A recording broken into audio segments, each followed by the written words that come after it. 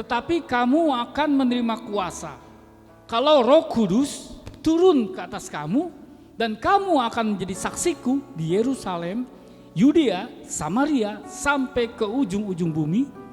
Sesudah ia mengatakan demikian, ia terangkat dan disaksikan oleh mereka, dan awan menutupnya dengan dari pandangan mereka. Ketika mereka sedang menatap ke langit, waktu ia naik itu, tiba-tiba berdirilah 2 orang yang berpakaian putih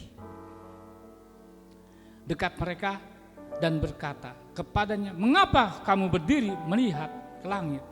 Yesus ini yang terangkat ke surga meninggalkan kamu akan datang kembali dengan cara yang sama seperti kamu melihat naik ke surga."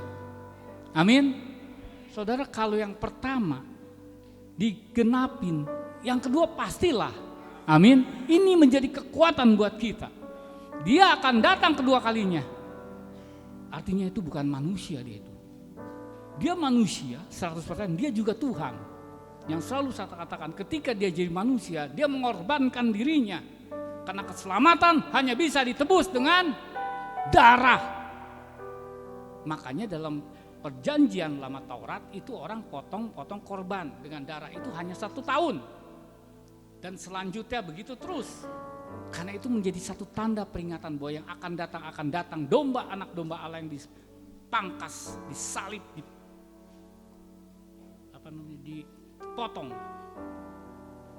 supaya kita satu kali selama-lamanya kita dan keturunan generasi.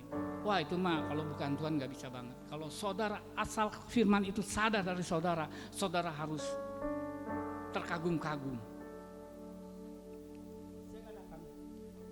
Dan kenapa dikatakan tadi, bahkan jelas dikatakan bahwa kamu akan menerima kuasa Roh. Kalau dia selama jadi manusia, dia tidak, kuasa itu nggak bisa. Kalau dia di Yerusalem nggak mungkin ada di Indonesia, karena dia masih berupa daging, betul nggak? Nggak mungkin langsung enggak. Makanya di Yohanes dikatakan begini, coba. Di Yohanes,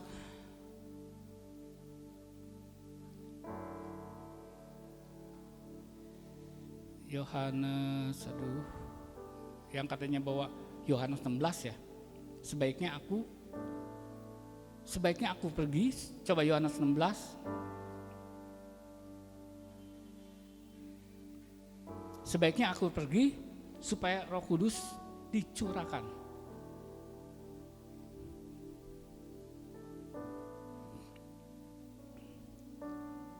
Waktu sebelum Yesus salib.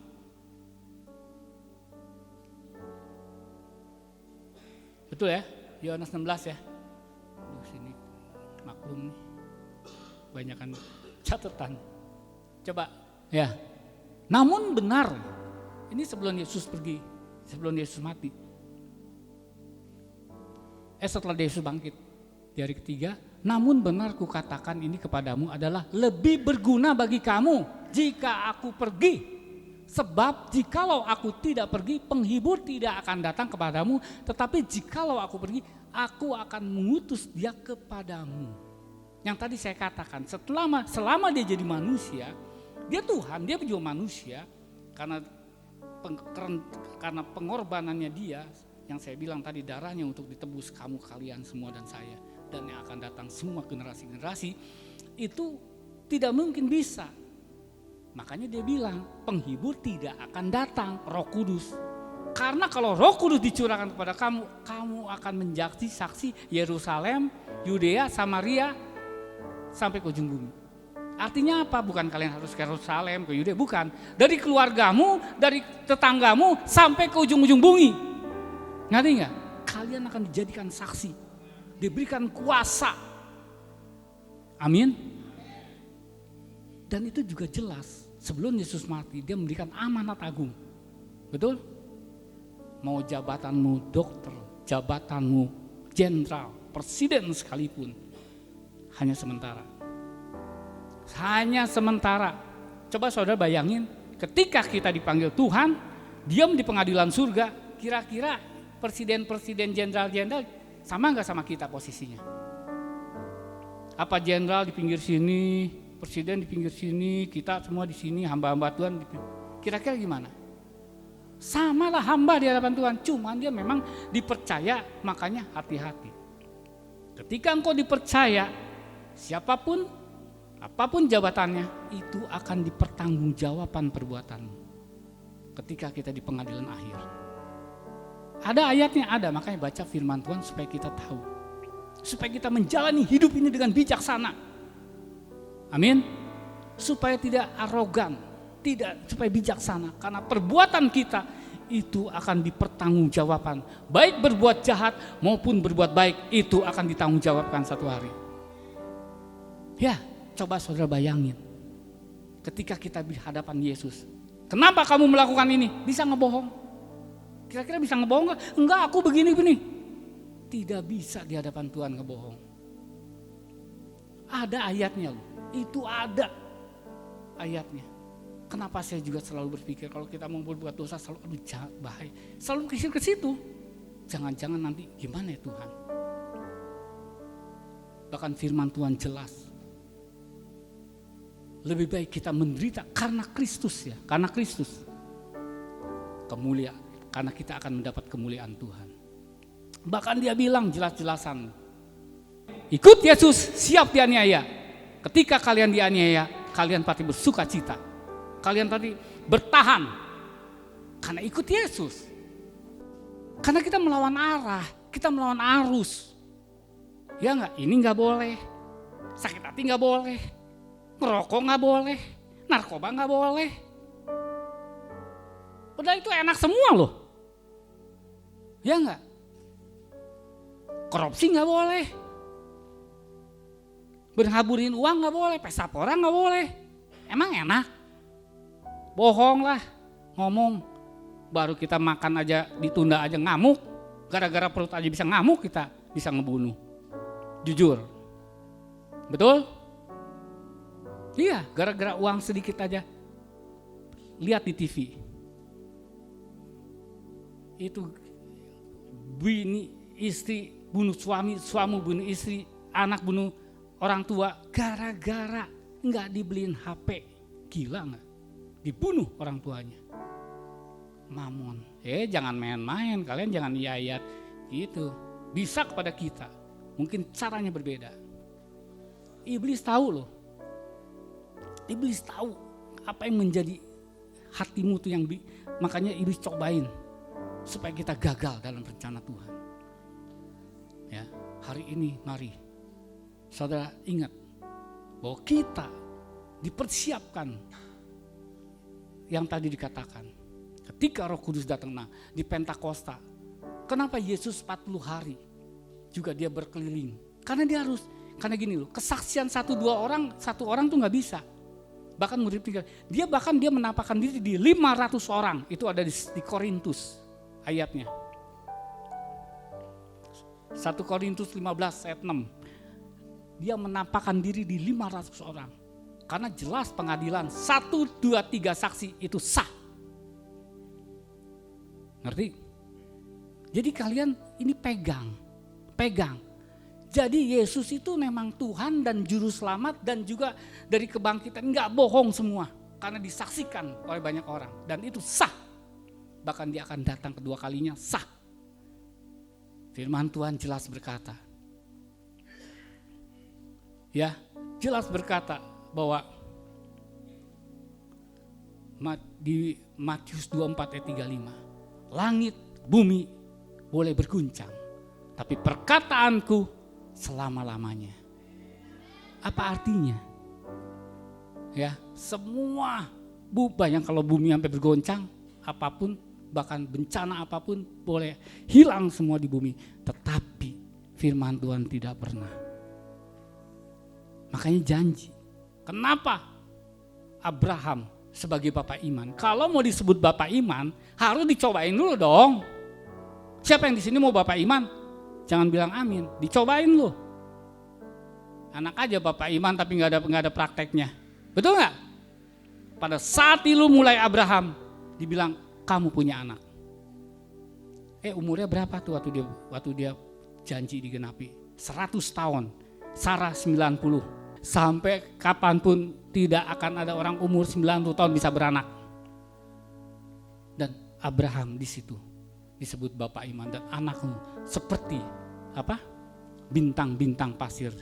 Padahal selama hidupnya dia baru punya anak 3, kurang lebih lah, ya enggak? Tetapi semuanya janji digenapin. Amin. Sama.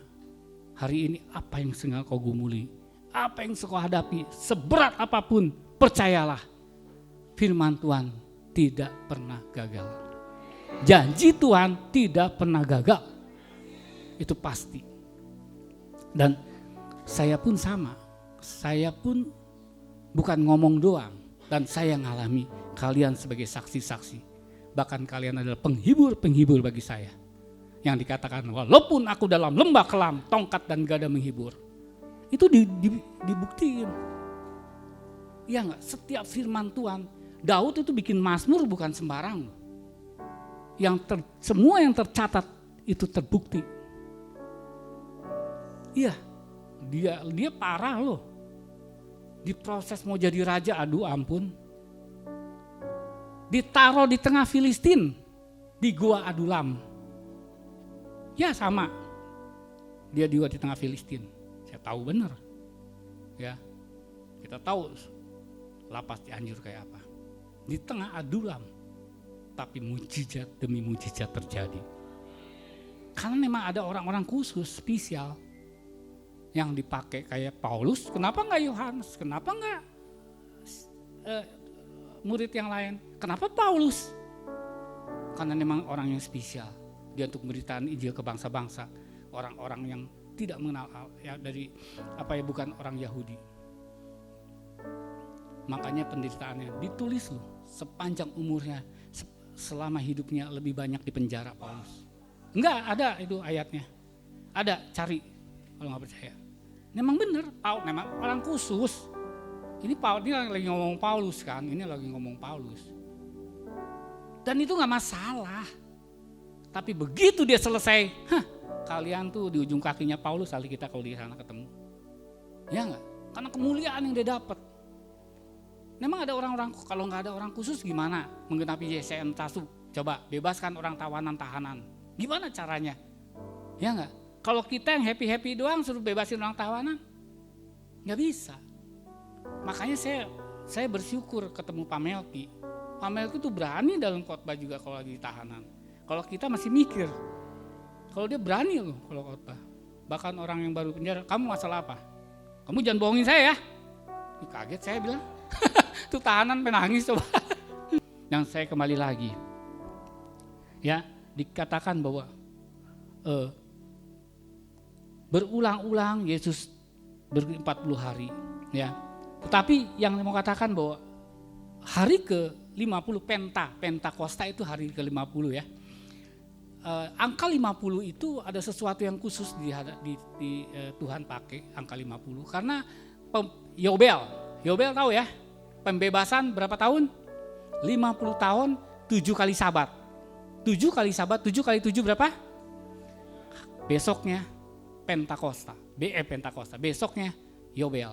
Tahu nggak kalian Yobel, pembebasan. Kenapa saya katakan kalau kita mengikuti kebenaran firman Tuhan, tidak ada orang miskin di antara kita. Kenapa? Ketika Yobel itu yang berhutang bebas loh. Dan kalau orang berhutang tidak ada bunga. Kalau saudaramu berhutang jangan kasih bunga. Ada, baca. Itu ada di Imamat 25. Kalian nanti baca di rumah, ada beberapa bagaimana itu yang namanya peraturan Yobel. Saya kadang-kadang luar biasa. Wah pantas dibilang tidak ada orang miskin dengan kita. Iyalah, kalau kita pemimpin-pemimpin itu mengikuti kebenaran firman, hutang-hutang lunas 50 tahun. Nah, kayak saya contoh. Siapa negara jajahan Inggris? Malaysia, Hong Kong, Taiwan. Kenapa dia dibebasin? Karena 50 tahun Yobel. Karena Inggris memegang paham firman Tuhan. Betul nggak? Tahun ke-50 semua dibebasin. Betul nggak Malaysia? 50 tahun dibebasin semua, dia kembaliin lagi. Kalau kita jajahannya lain, kita Belanda. Ya. Kalau kayak saya perhatiin di situ kok, ini dibebasin ya Hong Kong apa, 50, dia pakai, karena memang Inggris kan dipakai Tuhan satu bangsa yang untuk yang firman yang kekristenan ya, dari bangsa-bangsa ya. Nah, jadi itulah Yobel. Hari ini sama. Ketika Yobel kita pembebasan, ketika Pentakosta kita juga dibebasin dari perbudakan dosa. Amin. Itu anugerah loh. Saya kasih tahu anugerah. Dikatakan bahwa bukan aku, bukan kamu yang memilih, tapi aku. Itu Yohanes. Ya, coba keluarin Yohanes ayat 1-nya coba. Ayat berapa? 14 benar, 14 ayat 15 ayat, coba keluarin. Oh ya. 15 coba. 15. Ya. Bukan kamu yang memilih aku. Akunya huruf apa? Artinya bukan kamu yang memilih Yesus. Bukan. Tetapi akulah yang memilih kamu, dan aku telah menetapkan kamu supaya kamu pergi menghasilkan buah-buahmu, kau tetap supaya ada apa yang kamu minta kepada Bapa dalam namaku diberikan kepadamu. Jadi kalau hari ini kau kenal Yesus, gak ada yang kebetulan, bukan kamu loh. Saya juga dulu dari latar belakang sama, kita ini Chinese, Buddha. Ketika saya lihat ayat ini kita bangga loh. Banyak orang, betul, udah mau mati, mau kenal Yesus enggak? Udah mau mati. Karena memang begini karena enggak kepilih. Iya betul loh, susah diinjilin enggak mau. Enggak mau. Aduh, kadang-kadang saya, Tuhan gimana ini? Ya udahlah, kalau saya lihat ayat ini mungkin benar kata firman, ada yang terpilih ada yang enggak. Tapi hari ini berbahagia. Cuman satu, siap penganiayaan karena ikut Yesus, karena nggak gampang ya. Tapi makanya renungkan firman Tuhan, ketika penganiayaan itu datang, engkau siap menghadapinya. Bahkan penderitaan yang kamu hadapi tidak sebanding dengan kemuliaan yang kamu dapat. Bayangin coba, di sini berapa lama sih lu menderita? 80 tahun kata firman Tuhan, 70, 80 anugerah ya enggak? Tapi selama-lamanya lo di sana. Bayangin kalau kalian masuk api di neraka, api itu nggak bisa mati lo, sakit tapi nggak bisa mati selama-lamanya. Iya dong, karena udah tidak ada kematian lagi di sana. Saya bayangin nggak sih di api sakit, lihat nggak waktu itu Lazarus sama si orang kaya, dia bilang tolong, nggak bisa, ada batas, nggak bisa. Dia harus apa? Karena keselamatan hanya di dunia, maksudnya gitu. Dia harus kenal firman, harus dia ada harga yang dibayar. Nggak bisa. Dia bilang ke orang kaya itu, harus dia ngedengarin nabi-nabi kan, katanya ada gitu kan firmannya. Jadi nggak gampang, ya. Jadi siapkan. Ini saya percaya di firman Tuhan nggak pernah berubah. Andai sekarang itu kan dulu, enggak. Dulu, sekarang, sampai selamanya. Sekarang kita sedang menghadapi kuasa Pentakosta. Biarlah dalam sepanjang ini kita semua menghadapi suatu kuasa mujizat. Ya enggak, selama sampai jatuhnya Pentakosta. Karena kita ini sedang menghadapi waktu spesial di hari-hari ini. Waktu yang khusus yang sudah tercatat di Alkitab, yang sudah terjadi ribuan tahun yang lalu. Menjadi satu ketetapan. Dan yang saya katakan kembali lagi bahwa kita ini orang-orang yang dipilih. Coba di 1 Petrus 2 ayat 9-10. 1 Petrus 2. Tetapi kamulah bangsa yang terpilih, imamat rajani, bangsa kudus, umat kepunyaan Tuhan sendiri, supaya kamu memberitakan perbuatan besar dari Dia yang telah memanggil kamu keluar dari kegelapan menjadi terang. Kita bangsa pilihan, KTP-mu hari ini hanyalah sementara. Tapi ketika kita terima Yesus, kita menjadi warga kerajaan surga. Lihat nggak? Kita ini bangsa pilihan yang dipersiapkan untuk memberitakan perbuatan-perbuatan yang besar. Sekarang saya tanya lagi. Kalau kita, bagaimana cara memberitakan perbuatan yang besar? Kira-kira gimana? Berarti biasanya, bagaimana ketika bangsa Israel, Tuhan membuktikan kebesarannya supaya orang di dunia ini melihat bahwa dia ada bangsa pilihan. Dia harus diproses di Mesir. Ya enggak? Kalau enggak gimana buktiinnya? Gimana buktiinnya coba? Waktu kita ada masalah kita udah marah. Padahal Tuhan, gua tuh lagi mau buktiin lu kebesaran gua supaya lu dikenal di tetangga-tetangga lu. Betul enggak kira-kira? Tapi kita udah, karena kita enggak ngerti kan, kita udah marah, kita bersungut seperti bangsa Israel, kita udah kesel. Ya enggak? Mana ikut Tuhan? Mana ikut Tuhan? Ini buktinya begini. Kita kan sering ngoceh begitu. Tetapi ketika kita sadar, mungkin roh di atas kita, kalau kita bisa keluar dari roh nih, dari tubuh kita. Terus kita lihat, bodoh lu, pasti ngomong gitu deh. Lu bodoh lu. Tuhan mau buktiin, tahu, sabar sedikit. Kira-kira begitu. Betul nggak? Tapi ketika gagal, terus kira-kira gagal diproses lagi nggak? Saya tanya. Kamu mau pindah kemanapun, mau ke Inggris, mau ke mana? Ke seluruh bangsa-bangsa, kamu diproses nggak kira-kira di sana?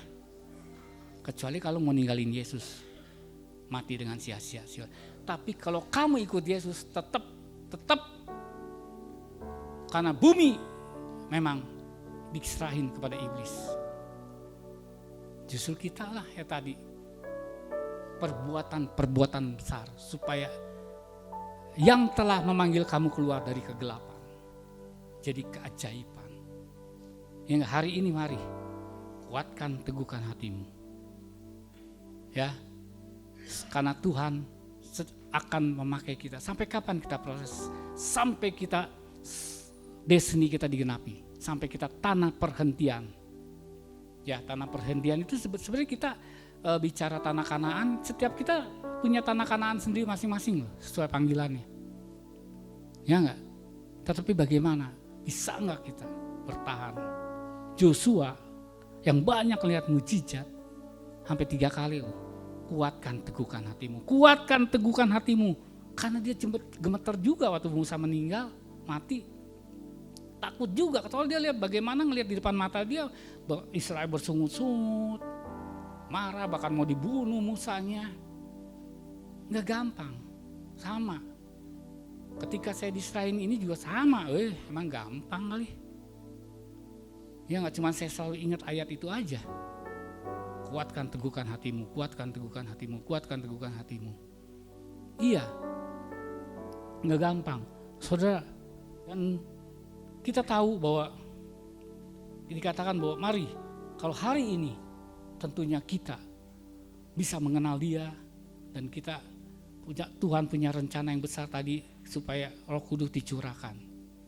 Dan dikatakan di Yohanes juga dikatakan begini bahwa aku membaptis dengan air, tetapi Yesus membaptis dengan siapa? Dengan apa? Yesus membaptis dengan Roh. Itu di mana sih ayatnya?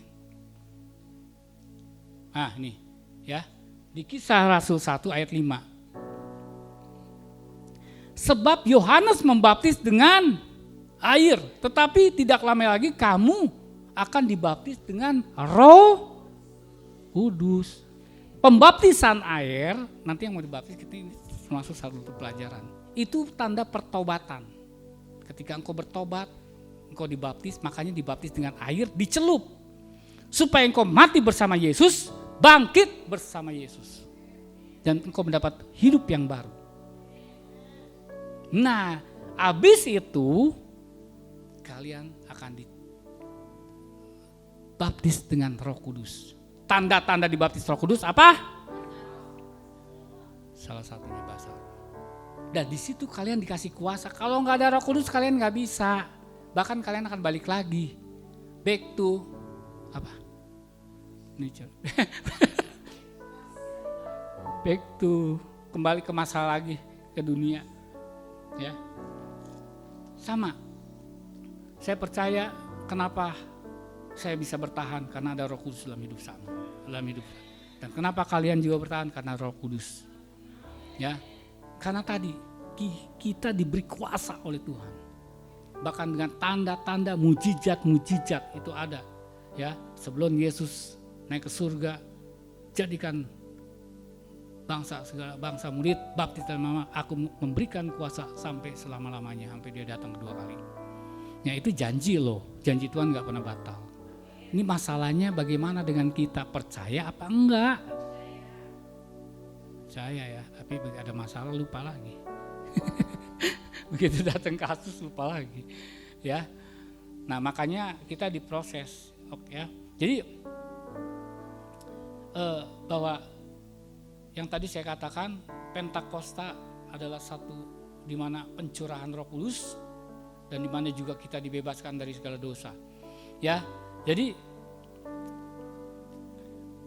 tadi dikatakan bahwa saudara dan saya adalah umat kepunyaan Tuhan, ya, luar biasa, dan maka saudara dan saya berharga di mata Dia. Nah, saudara, tentunya ada beberapa hal yang bagaimana untuk kita mempersiapkan diri kita dalam menghadapi daripada kuasa mujizat di Pentakosta ini. Ya, jadi kita tahu bahwa yang pertama yaitu di ayat Kisah 1 ayat 4 dikatakan begini. Pada suatu hari ketika kita makan bersama dengan mereka, ia melarang mereka meninggalkan Yerusalem dan menyuruh mereka tinggal di situ menantikan janji Bapa, yang demikian katanya. Yang pertama, jangan kita meninggalkan Yerusalem. Apa sih? Memang gue gak tinggal di Yerusalem kok. Artinya kita jangan meninggalkan kita daripada ibadah. Bicara Yerusalem, bicara juga ibadah, bicara juga komunitas.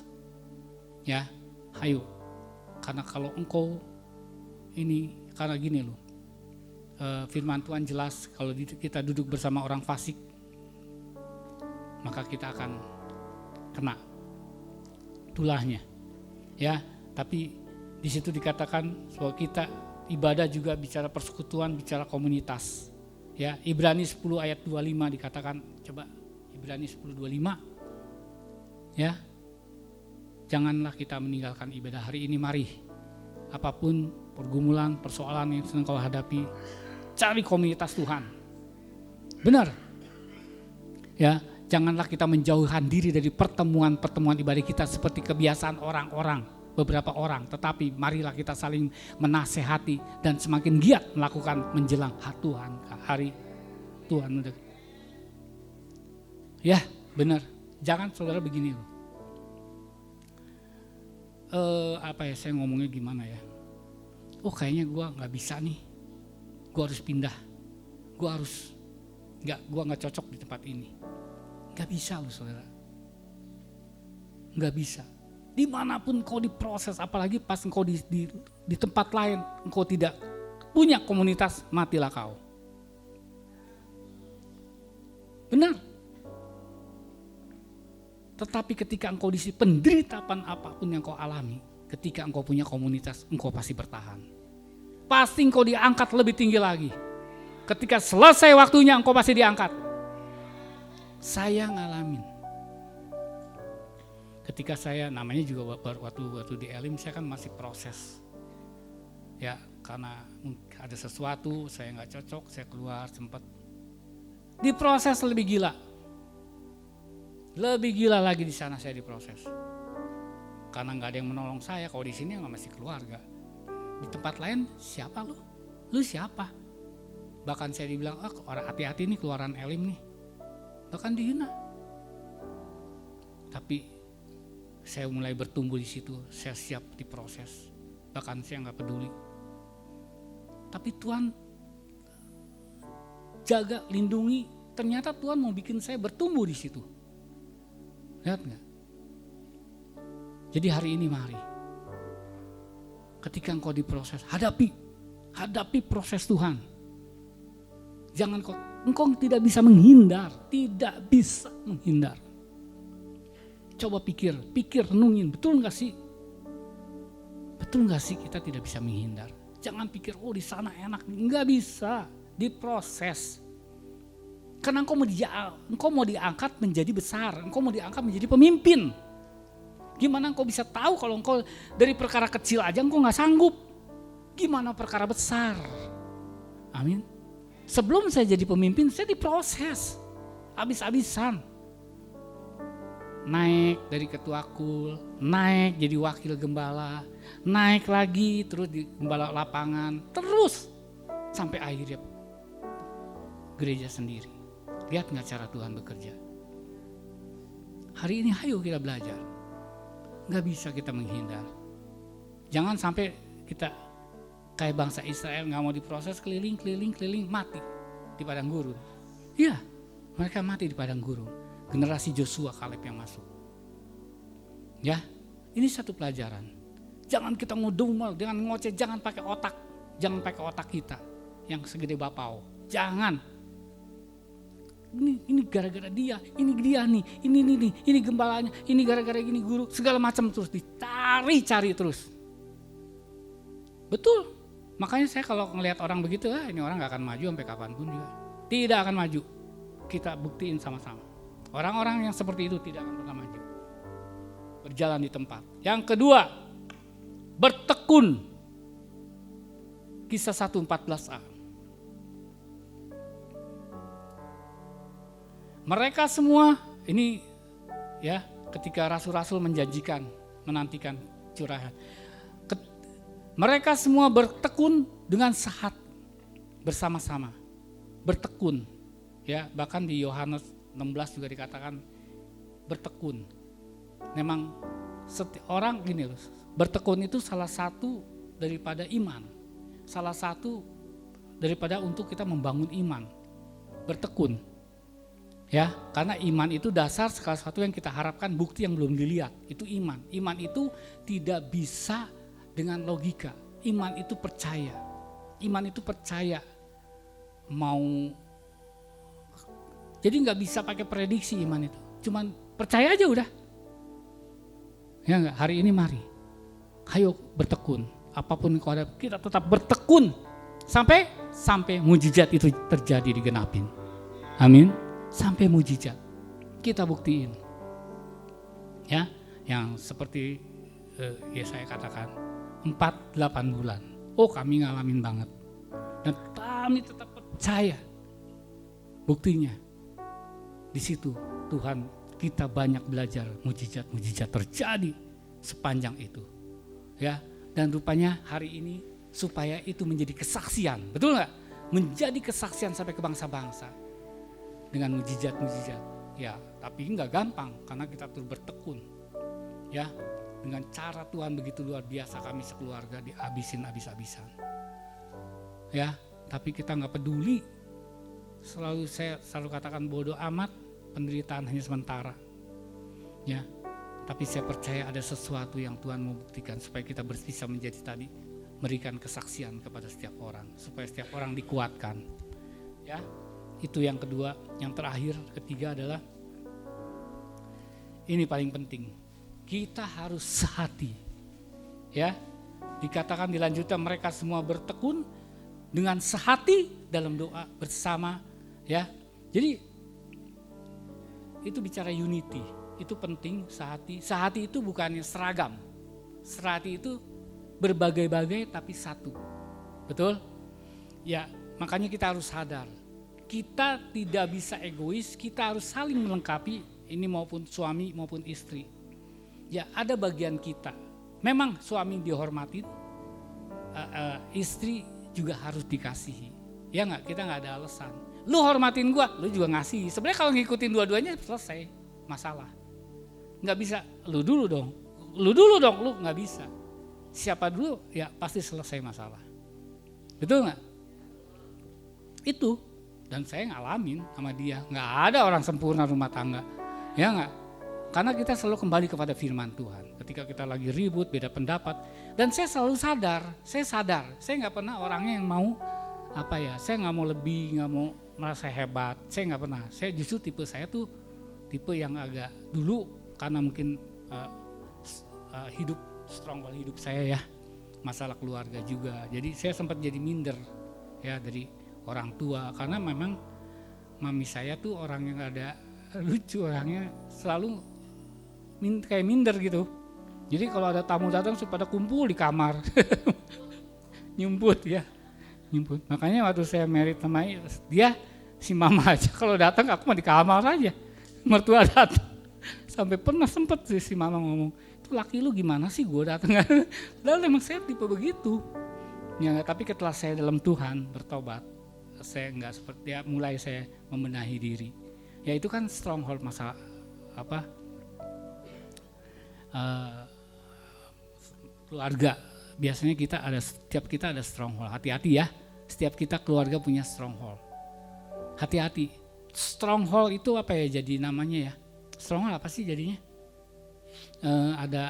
Setiap kita ada kutu keturunan. Ya, ada keturunan itu perhatiin. Ketika kita enggak dalam Yesus, 3-4 turunan itu pasti terus.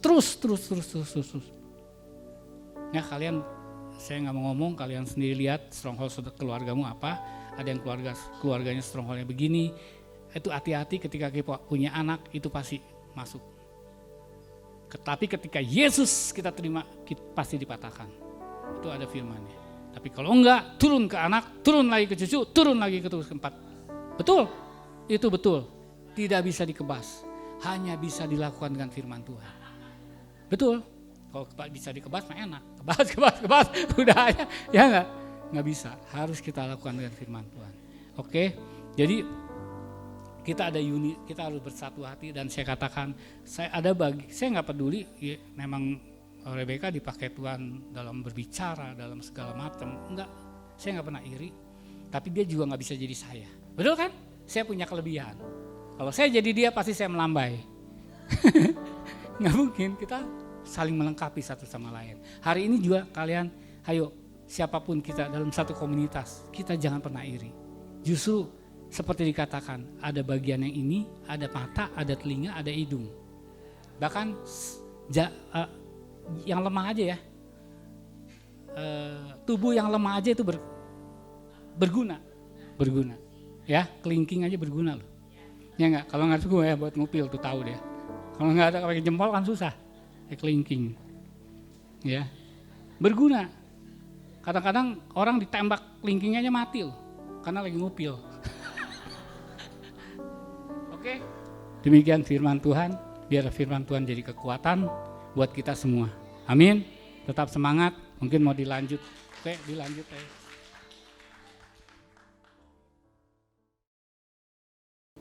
Shalom semua saudara. Saudara, di Kisah Rasul 1 ayat ke-8 sampai 11 dikatakan, saya akan balik dari 11 ke 8. Ya, kisahnya kira-kira gini, 9 sampai 11 katakannya, ini adalah pesan terakhir Yesus dan secara tiba-tiba Yesus terangkat ke surga. Itu kalau saudara ada pada zaman itu saudara akan syok. Kok Yesus makin tinggi? Makin lama makin tinggi. Makin lama makin tinggi. Kalau saudara lihat kakinya udah gak napak sama tanah. Tiba-tiba dia naik. Murid-murid mulai lihat Yesus ketutupan awan. Naik lagi ketutupan awan sampai menghilang. Berkatalah ada 2 malaikat. Hai Galileans. Hai Galileans. Hai orang Galilea. Kenapa kamu mencari Yesus? Yesus harus naik ke surga.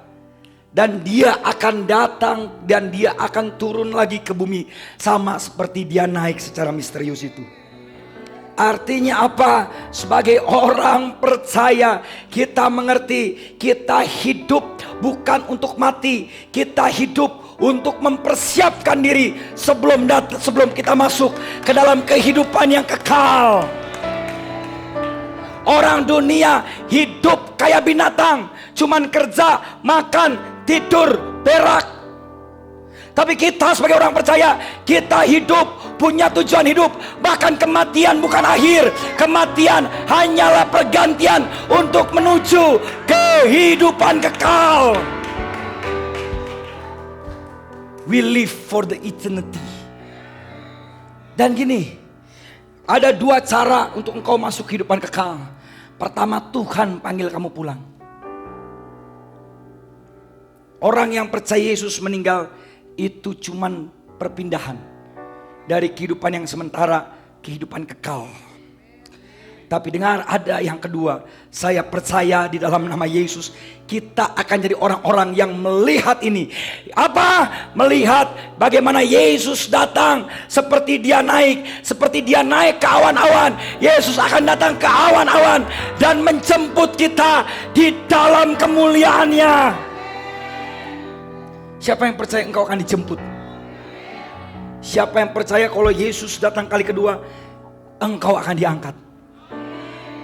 Siapa yang percaya? Tapi sebelum tiba masa pengangkatan, sebelum tiba Tuhan angkat kamu di awan-awan, sebelum tiba engkau diambil oleh Tuhan dalam rapture menuju kekekalan, ada tugas mulia yang Tuhan berikan kepadamu. Yesus sebelum dia naik ke surga, dia memberikan amanat agung, tapi dia juga memberikan tugas mulia kepada dia, the glorious calling for the church. You and me, kamu dan saya menerima panggilan yang mulia dari Tuhan kita, the glorious calling from our God. Yang setuju amin yang keras. Dan what is our glorious calling? Dan apa panggilan mulia Tuhan dalam hidup kita? Tuhan katakan apa? Tetapi kamu akan menerima kuasa kalau Roh Kudus turun ke atas kamu. Dan kamu, ini panggilannya apa? And your glorious calling is, dan kamu akan menjadi saksi. Panggilan hidup saya dan panggilan hidup kamu, walaupun kita berbeda karirnya, walaupun kita berbeda pekerjaannya, panggilan kita sama, yaitu apa? Kita menjadi saksi Kristus. Dan kita bukan menjadi saksi cuman di Yerusalem, kita menjadi saksi di Yudea, kita menjadi saksi di Samaria, kita menjadi saksi di ujung bumi. Artinya apa saudara?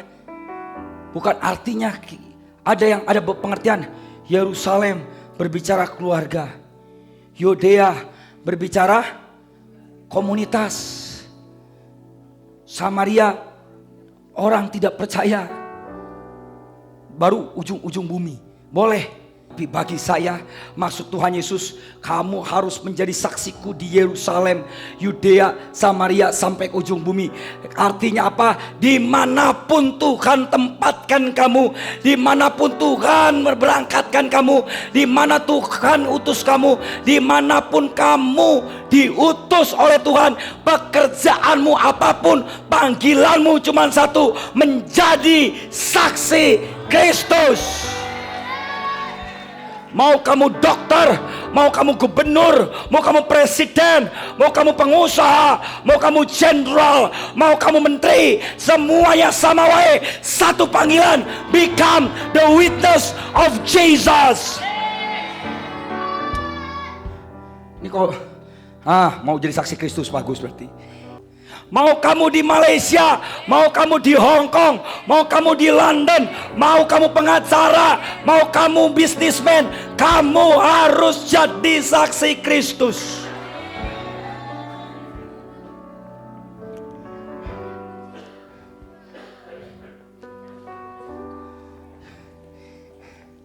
Yang setuju kata amin.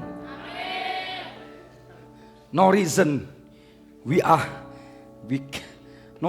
we cannot become a witnesses. Gak ada alasan kita gak bisa jadi saksi Kristus, karena itu glorious calling kita. Bapak John mau businessman, ada yang guru, ada yang bisnis, ada yang politisi, ada yang artis, ada yang sosmed. Apapun karirmu, apapun pekerjaanmu, apapun sukumu, panggilan muliamu adalah menjadi saksi Kristus. Sekarang harus ngerti, apa itu saksi Kristus? Apa? Kalau saksi sekedar bersaksi, ya gak apa-apa. Tapi harus ngerti dulu, bahasa Yunaninya saksi adalah martus. Kata martus, salah satunya kayak saksi di pengadilan, Mbak. Hakim panggil saksi, itu juga bisa dipanggil martus. Tapi saksi juga saksi sejarah. Orang yang ada di dalam sejarah, orang yang bisa menceritakan sejarah, orang yang bisa menyaksikan sejarah. Tapi saya percaya Kristus bukan cuma sejarah. Kristus Tuhan yang membuat sejarah dan peradaban sehingga dia melampaui sejarah. Sehingga apa itu saksi Kristus? Saksi Kristus adalah ketika kamu dan saya bisa melakukan apa yang Yesus pernah lakukan, yang tercatat oleh sejarah, sehingga kelewat kamu dan saya sejarah hidup kembali, sejarah hidup kembali, dan orang-orang percaya bahwa Yesus tidak pernah berubah dahulu, sekarang, dan selama-lamanya. Arti martus, arti saksi, God calling you to make her story become live again. Hey, you not tell his story, you tell his story. Bedain. Kalau orang lain menceritakan his story, tapi kamu menceritakan his story. Kamu bukan cuma ngajarin sejarah, kamu bukan cuma ngungkapin sejarah, tapi lewat hidupmu sejarah yang tertulis di Alkitab hidup kembali, sehingga orang bisa melihat sejarah pekerjaan Kristus lewat hidupmu, sehingga dia tahu Tuhan Yesus tidak mati dan tidak lekang dimakan waktu. Jesus is alive. Apa yang tertulis di sejarah? Yesus menyembuhkan yang sakit, maka kamu menyembuhkan yang sakit, supaya orang tahu Yesus tidak berhenti di masa lalu. Yesus masih bekerja di saat ini, dan Yesus akan bekerja terus sampai di masa depan.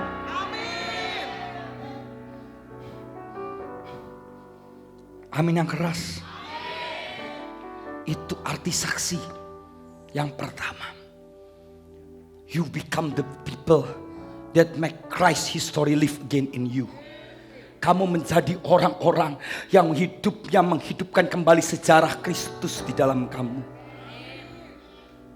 Because Christ not only written in history. Karena Yesus bukan hanya tertulis di sejarah, tapi Yesus melampaui sejarah. Dia Allah yang hidup. Kuburan gak bisa menahannya, kematian tidak bisa menelannya. Dia hidup pada hari ketiga. Dia naik ke surga, dan dia berkata, aku sudah ada sebelum dunia ada. Karena akulah yang belum, karena aku ada sebelum dunia ada, aku ada sampai saat ini, dan selama-lamanya aku tetap ada. Untuk itu kamu harus make a history become living and return again. Kau ada amin? Kamu harus hidupkan kembali sejarah itu.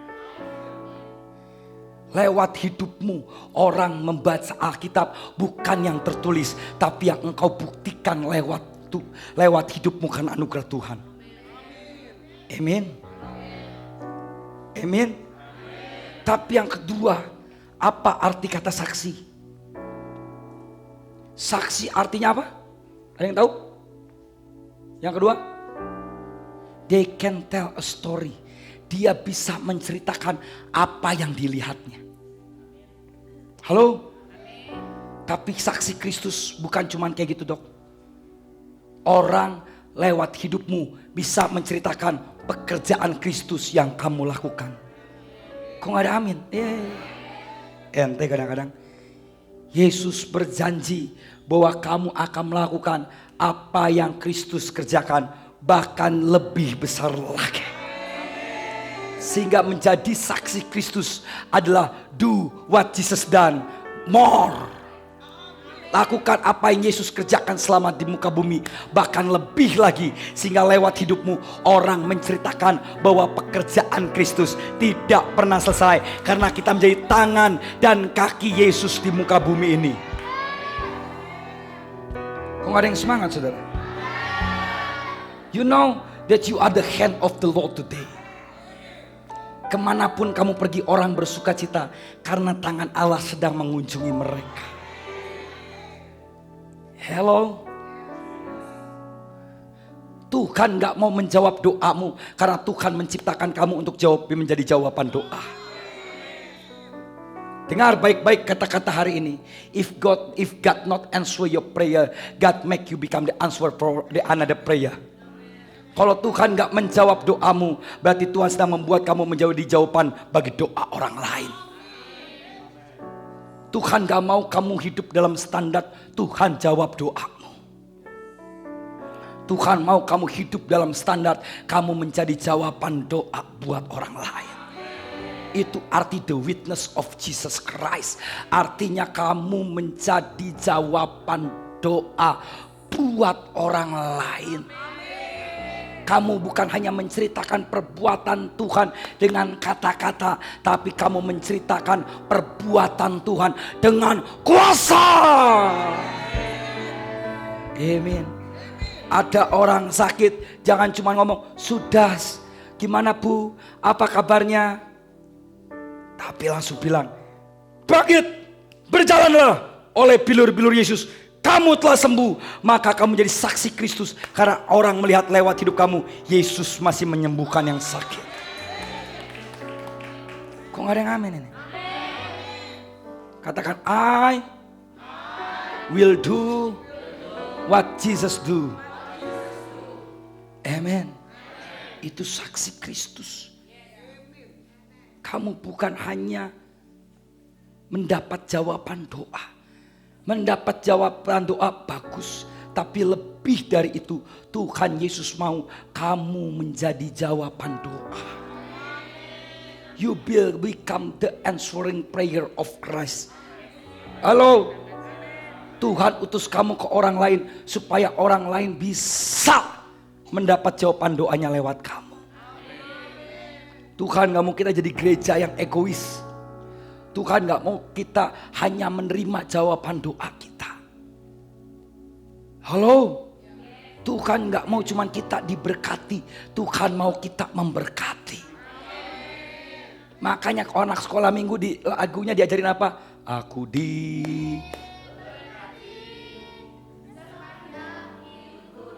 Jadi kalau kalian masih nyanyi kayak begitu, yang udah tua-tua bangkotan begini, artinya iman kalian gak naik. Karena level kalian yang udah dewasa rohani, bukan aku diberkati, tapi aku memberkati. Malu. Udah tua masih. Hah? Nggak. Kita sekarang nggak usah. Kita nggak usah lagi, kita pasti percaya Yesus diberkati. Tapi goals kita harus memberkati. Aku memberkati, hidupku jadi berkat. Bila bangun pagi hari yang berganti malam, aku hidupmu dipenuhi berkat karena Tuhan mau kamu memberkati. Gak cukup sampai diberkati.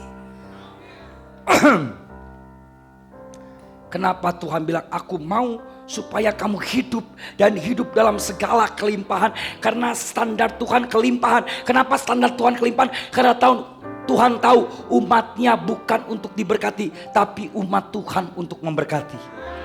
Karena Tuhan tahu kalian diciptakan untuk memberkati, makanya Tuhan buat hidup kalian untuk berkelimpahan.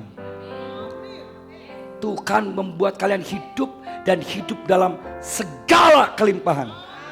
Supaya apa? Supaya bukan buat diri kalian, supaya kalian bisa memberkati.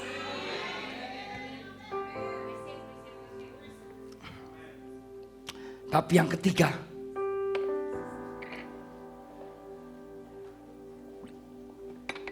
dan bagi saya ini yang penting,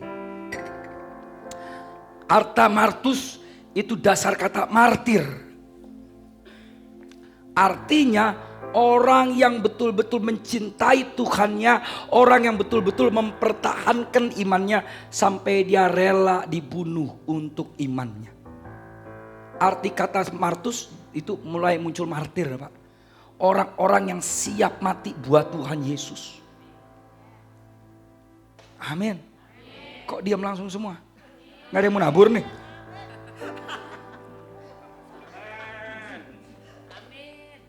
Bagi saya arti kata martir, dia rela mati untuk Tuhan Yesus. Artinya satu kata saudara, orang ini punya radical faith. Katakan radical faith. Ketika Tuhan Yesus bilang kamu akan menjadi saksiku, artinya kamu adalah orang-orang yang radikal.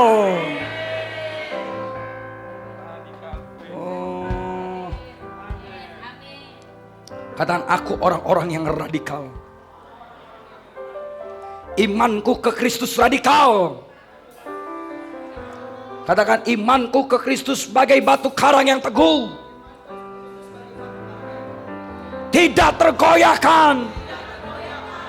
Bumi boleh berlalu, bumi boleh bergoncang, gunung boleh beranjak, but my faith is never changed. My faith is unshakable. Tidak ada satu hal di dunia ini, baik kebahagiaan, penderitaan, kesenangan, duka cita, yang bisa menjauhkan kita dari kasih Kristus.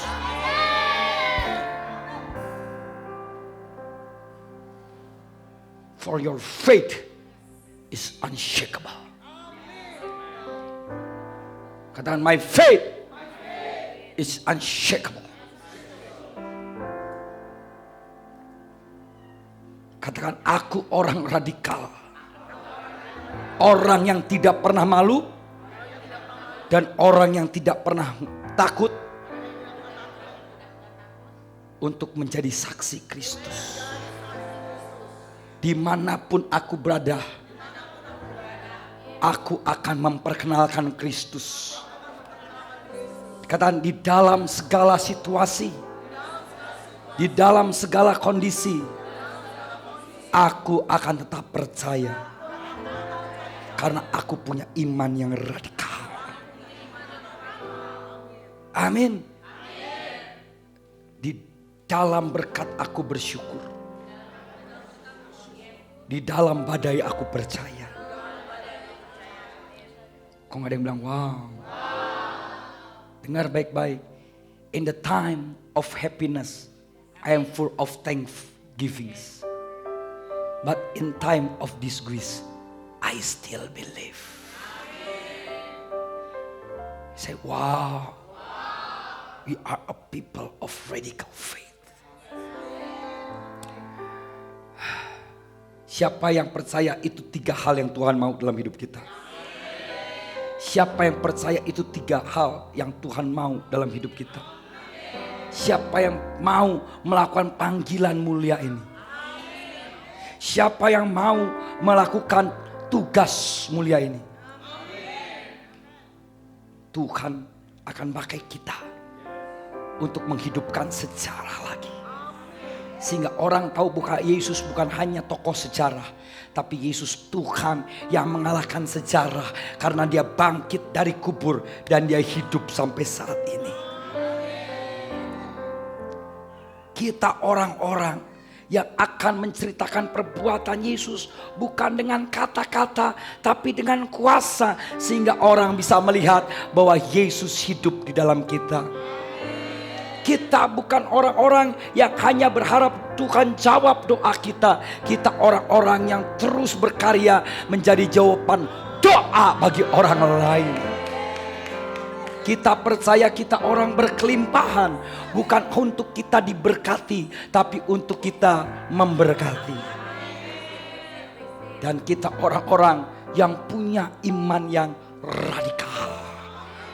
Dimanapun, kapanpun, dalam situasi dan kondisi bagaimanapun, iman kita kepada Kristus tidak pernah berubah. Dan untuk menjadi saksi Kristus itu bukan karena kuat, itu bukan karena gagah kita. Tetapi Kisah Rasul 1 ayat 8 mencatat, kalau Roh Kudus turun ke atas kamu, yang membuat kita menjadi saksi Kristus di Yudea, di Samaria, sampai ke ujung bumi. Yang membuat kita menjadi saksi Kristus, yang menghidupkan sejarah, menjadi jawaban doa, melakukan yang Yesus lakukan, yang membuat kita mempunyai iman yang radikal. Bukan kuat dan gagahmu, tetapi karena Roh Kudus bekerja di dalam kamu. Kuasa kita bukan ada pada pengetahuan kita. Kuasa kita bukan ada pada ketenaran kita. Kuasa kita bukan ada pada kekayaan kita. Kuasa kita ada karena anugerah Tuhan yang memberikan hadiah terindah buat hidup kita, yaitu Roh Kudus. Kata kuasa artinya dunamos. Karena dunamos adalah kekuatan untuk melakukan keajaiban. Arti dunamos artinya kekuatan untuk kita melakukan hal-hal di luar nalar. Sehingga kalau kamu memakai kekuatanmu, kalau kamu memakai kekuatan dengan apa yang bisa dinalarkan oleh manusia, kalau kamu bisa memakai kekuatan yang diketahui oleh manusia, kalau kamu pakai kekuatan yang bisa dipikirkan oleh manusia, maka kamu gak bisa menjadi saksi Kristus. Karena saksi Kristus memiliki kuasa untuk melakukan segala sesuatu di luar akal manusia, untuk menunjukkan bahwa Allah yang kita sembah adalah Allah yang supranatural. Dan kamu bisa menerima kuasa yang luar biasa itu hanya satu: ketika Roh Kudus turun ke atas kamu. Pertanyaan saya hari ini, apakah engkau siap untuk menerima Roh Kudus? Roh Kudus lembut. Roh Kudus gak akan pernah paksa kamu. Kamu yang harus buka hati dan izinkan Roh Kudus datang kepada kamu. Tetapi Roh Kudus gak akan datang kepada Anda sebelum Anda menerima Yesus sebagai Tuhan dan Juru Selamat. Sebab Roh Kudus adalah pemberian Bapa, janji Yesus yang hanya diterima mereka yang diselamatkan. Orang-orang yang menonton video YouTube ini, kembali saya bertanya, apakah kalian mau mengubah dunia, membuat sejarah dengan kuasa-kuasa yang tidak masuk nalar, dengan kuasa-kuasa supranatural? Apakah Anda mau dipenuhi Roh Kudus Sang Penghibur? Kalau Anda mau, maka langkah pertama yang Anda bisa lakukan, sudahkah Anda menerima Tuhan Yesus Kristus sebagai Tuhan dan Juru Selamat saudara? Kalau belum, saya ajak saudara, angkat tanganmu dan ikuti doa saya. Tuhan Yesus Kristus, aku orang berdosa. Aku butuh diselamatkan. Amal dan perbuatanku tidak bisa menyelamatkan aku. Hari ini Tuhan Yeshua HaMashiach, aku membuka hatiku dan aku mempercayai dengan hatiku serta mengaku dengan mulutku bahwa Yesus Kristus Tuhan, Juru Selamat dan Rajaku. Memerintah atas hidupku Tuhan. Sucikan aku dengan darah-Mu dan tulis aku di kitab kehidupan. Tuhan Yesus, kepadamu aku percaya dan menyerahkan hidupku. Amin. Amin. Amin. Tuhan Yesus memberkati.